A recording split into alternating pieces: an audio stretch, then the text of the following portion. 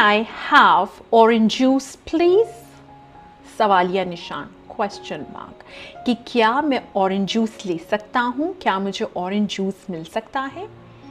Server, regular और large, मतलब कि दो चॉइसेस अवेलेबल हैं, या आपने रेगुलर जूस लेना है या लार्ज जूस लेना है।